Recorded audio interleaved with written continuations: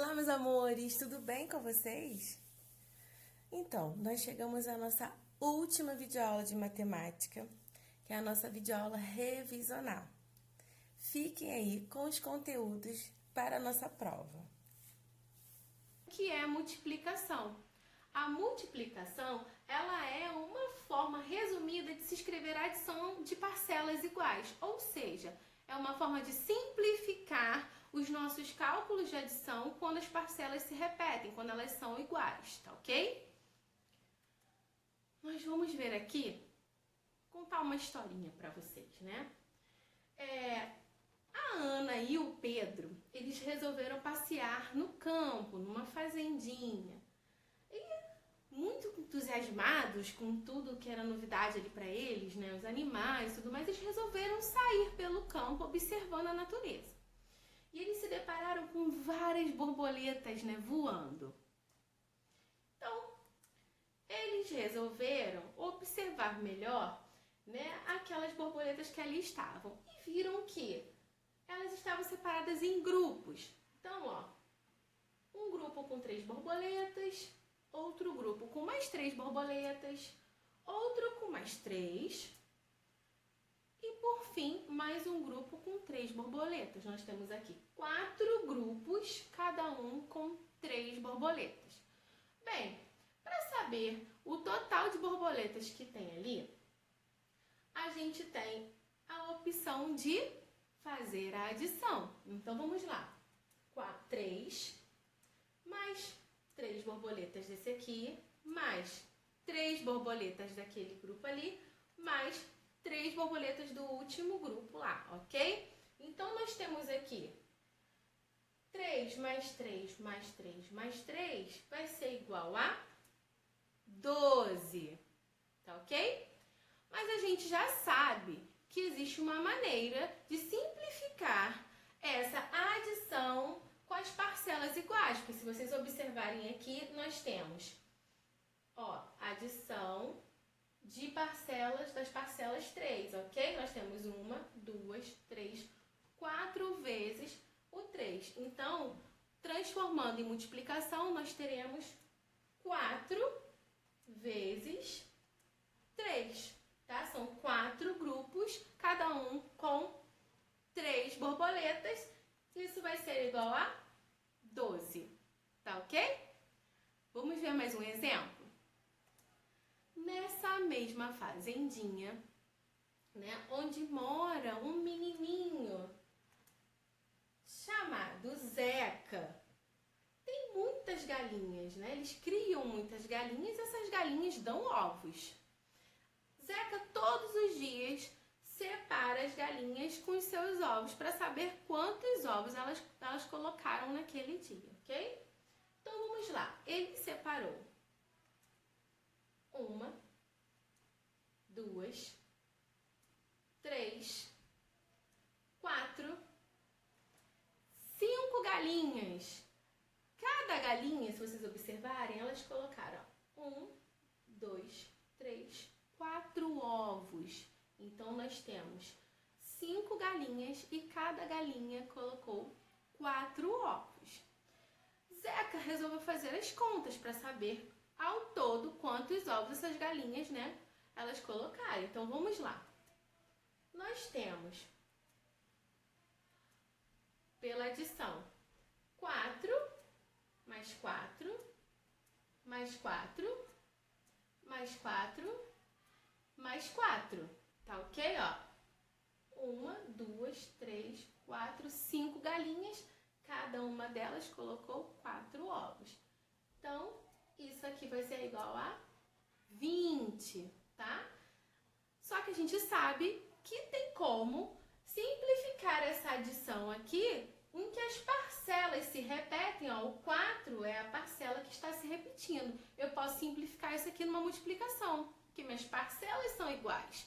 Então, o 4, ele tá se repetindo quantas vezes? 1, 2, 3, 4, 5. Então, nós teremos 5 vezes o 4, que é o número de parcelas que se repete, ok? Isso aqui vai ser igual a 20, tá bom? A divisão, ela é utilizada, né, uma operação matemática, que ela é utilizada para repartir quantidades em partes iguais. Nós vamos ver aqui um exemplo para ver como isso funciona, tá bom? Bem, nós temos aqui a Ellen e o Túlio. Vocês até tinham visto, né, a Ellen e o Túlio na nossa outra aula, só que a tia colocou quantidades diferentes aqui para vocês. A Ellen e o Túlio, eles foram numa loja, tá, comprar bombons. Dessa vez, eles compraram 1, 2, 3, 4, 5, 6, 7, 8 bombons. Compraram lá, pagaram juntos e na hora de dividir eles falaram, caramba, e agora? Quanto dá para cada um? Nós temos 8 bombons, nós somos 2. Só que tem que dividir igualmente, nós pagamos juntos, então a gente tem que dividir igual, né? Tem que dar a mesma quantidade para cada um. E aí, vamos ver? Vamos ver como é que vai ficar repartida aí esses 8, como vamos repartir esses 8 bombons? Então vamos lá. Um bombom para Ellen e agora um bombom para o Túlio. Mais um bombom para Ellen, sempre dando um para cada um por vez. E outro para o Túlio. Outro bombom para Ellen, mais um para o Túlio. Epa, mais um para Ellen. Agora, por fim, para acabar, mais um para o Túlio. Então, peraí, aqueles 8 bombons divididos por 2, pelos 2, cada um ficou com quantos bombons? 1, 2, 3, 4. Ó, o Túlio também, ó. 1, 2, 3, 4. Então, essa divisão nós vamos representar da seguinte forma. Nós tínhamos 8 bombons divididos, não se esqueçam, esse é o sinal da divisão, tá? Mas nós temos aqueles 2 pontinhos também, só os 2 pontinhos, sem esse traço no meio, também é um sinal de divisão. Então, 8 divididos por 2, no caso aqui tem 2 crianças, vai ser igual a quanto? Quanto deu? 4. Nós falaremos sobre metade. Dividir, né, uma quantidade pela metade, né, é o mesmo que falar que nós estamos dividindo ao meio. Mas isso significa que nós dividimos essa quantidade em 2 partes iguais. Sendo assim, quando a gente, né, quer descobrir a metade de uma quantidade, nós devemos dividir essa quantidade por 2, tá? Então, para descobrir a metade de uma quantidade, nós dividir essa quantidade por 2. Vamos ver aqui um exemplo. Nós temos aqui, ó, 6 morangos. Nós precisamos descobrir a metade dessa quantidade, né? A metade de 6. Bem, eu já sei que para descobrir a metade de uma quantidade, eu preciso dividir por 2. Então, eu vou pegar aqui para ilustrar para vocês 2 sextos, ou seja, eu vou ter 6 dividido por 2. Como vocês já sabem, quando a gente, né, faz uma ilustração para demonstrar a divisão, nós devemos colocar um de cada vez, né? Uma imagem de cada vez, uma figura de cada vez, quando vocês vão desenhar, para que a gente possa dividir da maneira correta.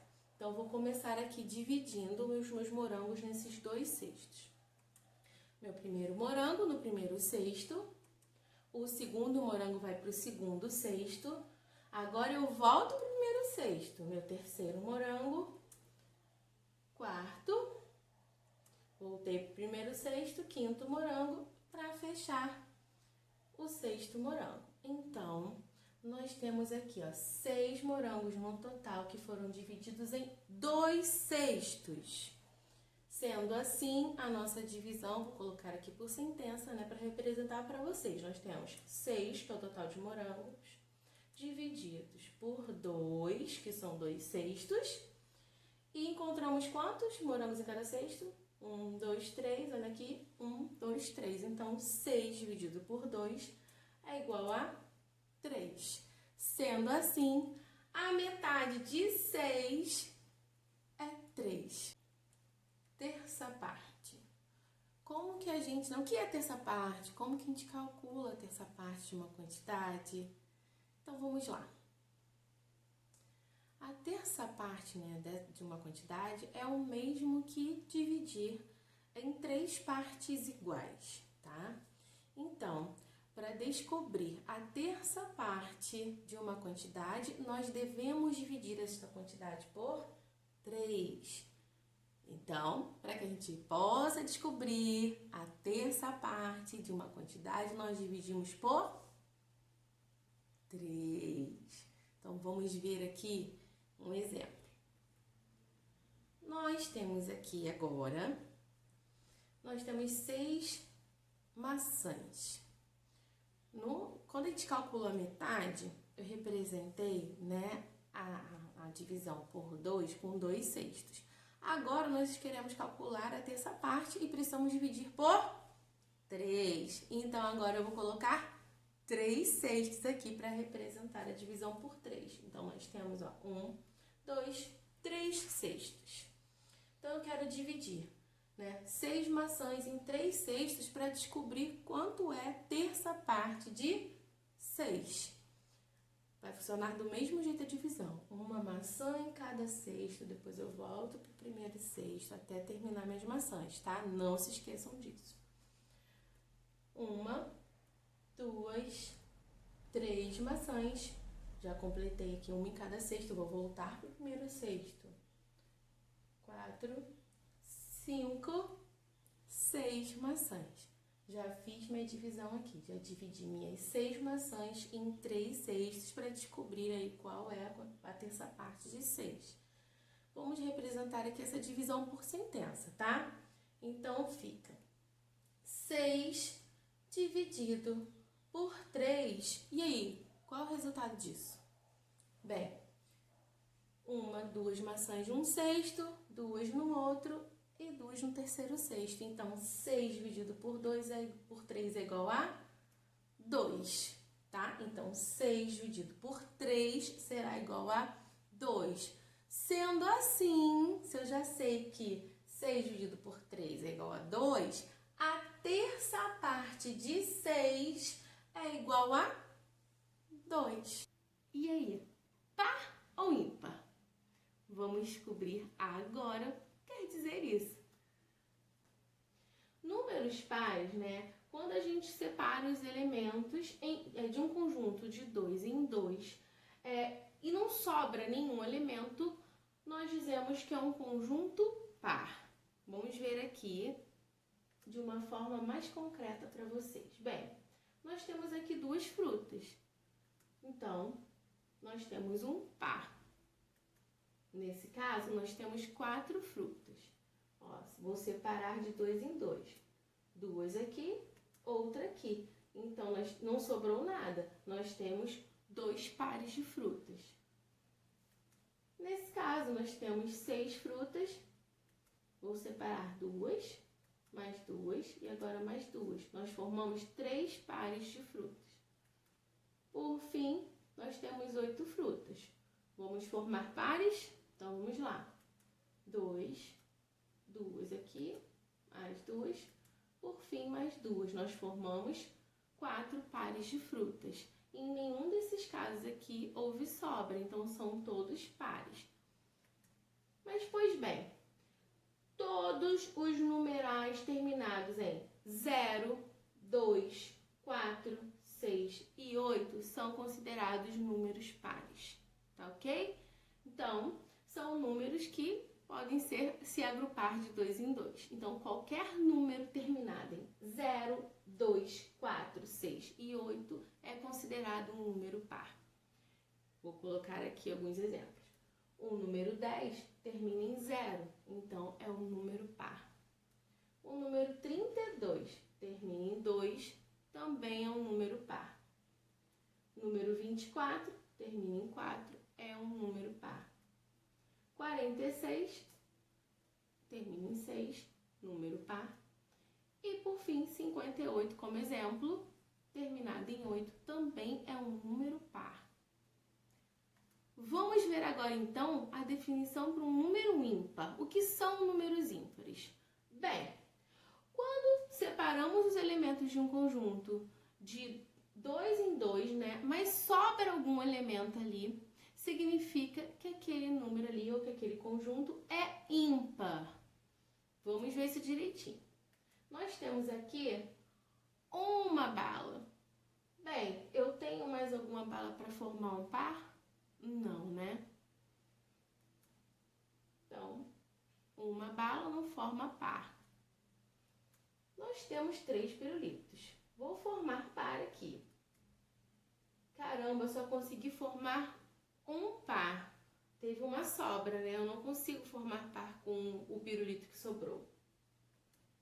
Nesse caso aqui, ó, vamos ver quantos pares eu vou conseguir formar. 1, 2, mas teve uma sobra.